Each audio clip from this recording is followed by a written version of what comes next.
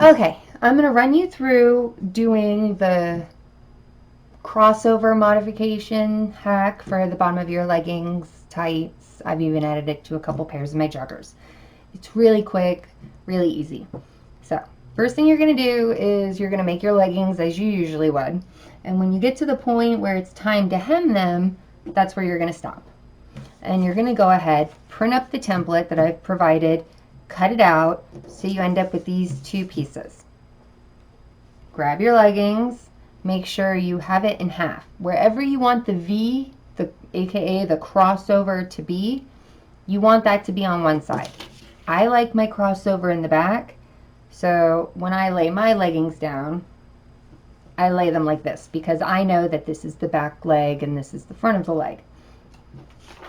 You take this one, this part of the template, the big chunky one, and you want to line up where it says V side for X over.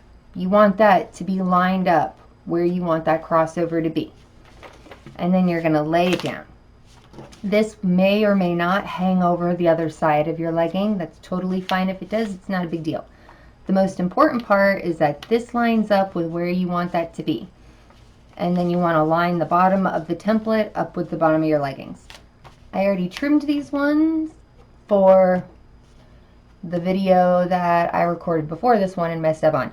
So they're already cut. You don't get to see me cut it. I'll post a picture. Maybe I'll post a blooper. Who knows? But for now, that's how that goes. And you're going to cut it. And you're going to throw that piece off to the side because you don't need it anymore. Next step is to go ahead and make your band that is going to end up being the cuff or the band for the bottom of your leggings instead of having to hem.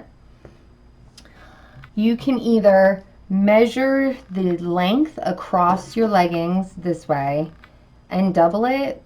For these ones, it ended up being 5 inches across, so I doubled it and I did 10.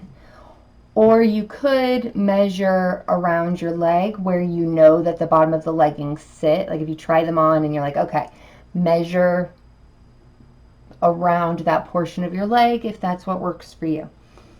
Personally, I like to just throw a ruler across the bottom of the legging and cut a strip twice as long. So for the length, mine is 10 inches. Now, you don't want your band to be more than 1.5 inches. If it's a little bit bigger than 1.5 inches, that's not going to cause a problem. But you don't want it to be 2 inches because then it'll be too tight when you put them on.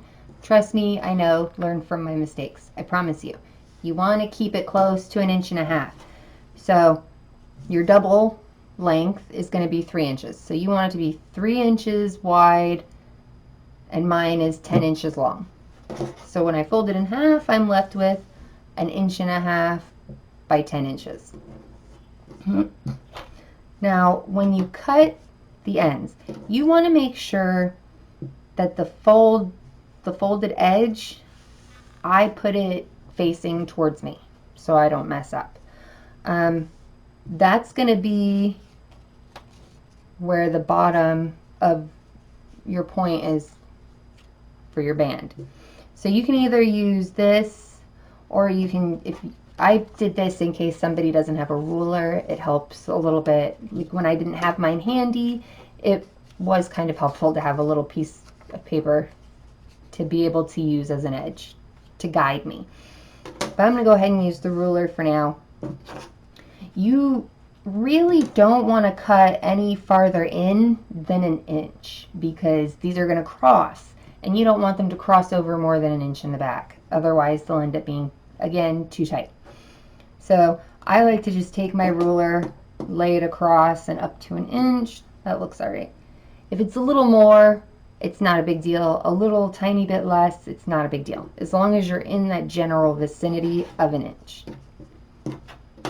And then I'm going to go ahead and do the other side. Again, not going any farther in than 1 inch. All right, I may have gone like 1 millimeter further in. Whoopsie. It'll be okay. So now I've got on the folded edge are both of my points. And up here, I want these 2 points to line up. The way I fold these, that my brain doesn't mess it up, is I fold it up and then I fold the other one. And then I fold the other side up, if it would cooperate, and I put the points together. And then I just put a pin right there to hold them in place for me. Now when it comes to actually sewing them on or pinning them onto the leg, when you open up the leg, you're gonna have this little, a slight, like a little V-notch, thanks to this part of the sloping template for that. You can either, you could stay stitch it. I don't stay stitch it. I know some people like to do a stay stitch and then they clip into it. I don't do that. That's too much work for me.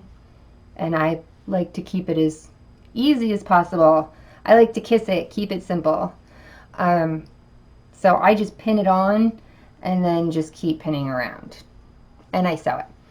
There's no particular seam allowance, to be honest. It's whatever the seam allowances you want to do, go for it. I don't even particularly pay attention to the seam allowance. I just sew around, and as long as everything has been sewn together and it doesn't look terrible, I'm a happy camper.